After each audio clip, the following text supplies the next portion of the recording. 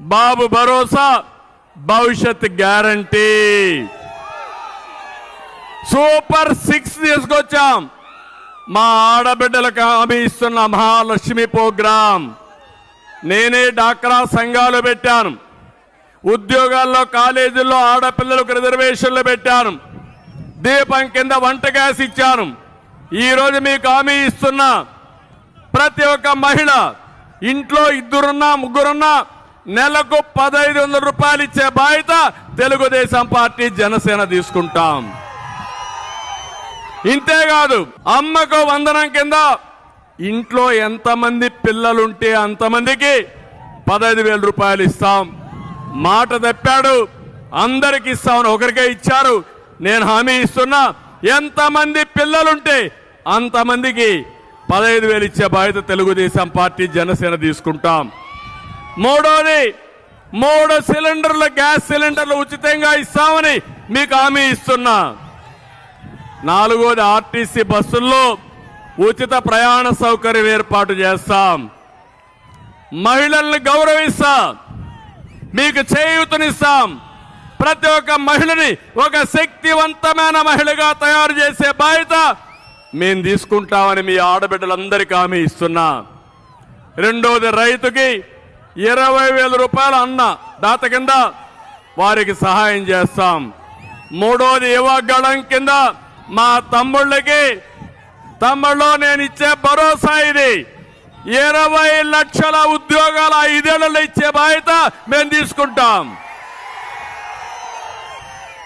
ఉద్యోగాలన్నీ కూడా మీరు ఒకటే గుర్తుపెట్టుకోవాలి, ఒకప్పుడు మనము అధికారంలోకి వచ్చినప్పుడు తెలుగుదేశం పార్టీ ఎప్పుడు అధికారంలోకి వచ్చినా ఉద్యోగాలు ఆటోమేటిక్గా వచ్చేటివి. ఇప్పుడు అన్నీ పోయినాయి. మీకు ఉద్యోగం వచ్చే వరకు 3,000 రూపాయలు నిరుద్యోగ భృతి ఇస్తాను, అది కూడా చేస్తాం.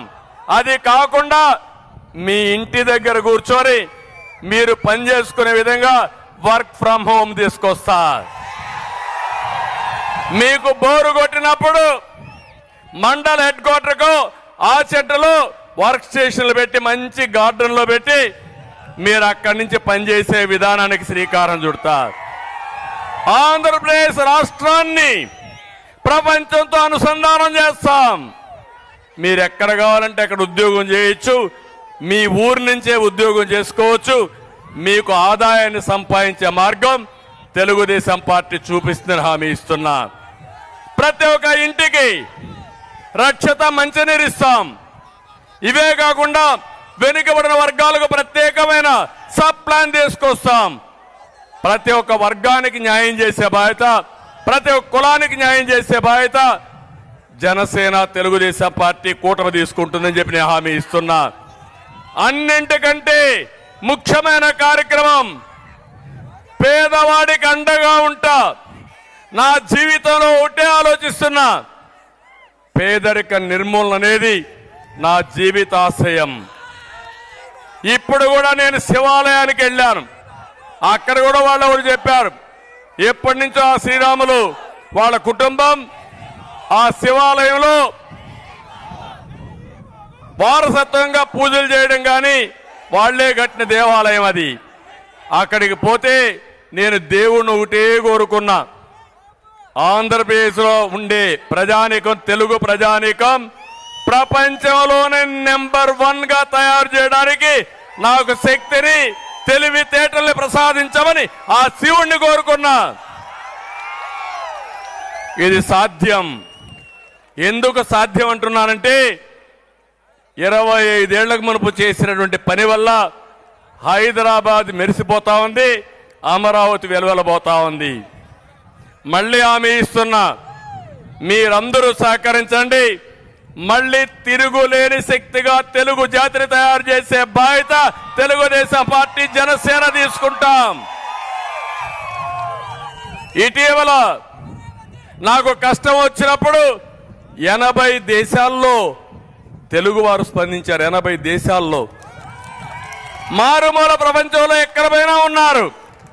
అది 25 ఏళ్లకు మునుపు తెలుగుదేశం పార్టీ ప్రారంభించిన విజన్. మళ్ళీ హామీ ఇస్తున్నా, మళ్ళీ తెలుగు జాతిని ప్రపంచంలోనే ఒక శక్తివంతమైన జాతిగా తయారు చేసే బాధ్యత తెలుగుదేశం పార్టీది. రెండోది, ఈ రాష్ట్రంలో ఉండే 5 కోట్ల మంది పేదవాళ్ళకు అండగా నిలబడబోయేది తెలుగుదేశం పార్టీ.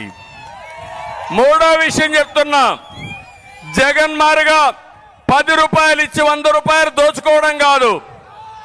కష్టపడతాం, సంపద సృష్టిస్తాం, 15 రూపాయలు ఇస్తాం, 15 రూపాయలతో 100 రూపాయలు సంపాదించే మార్గాన్ని చూపిస్తా, 100 రూపాయలతో 1000 రూపాయలు చూపించే మార్గం చూపిస్తాం.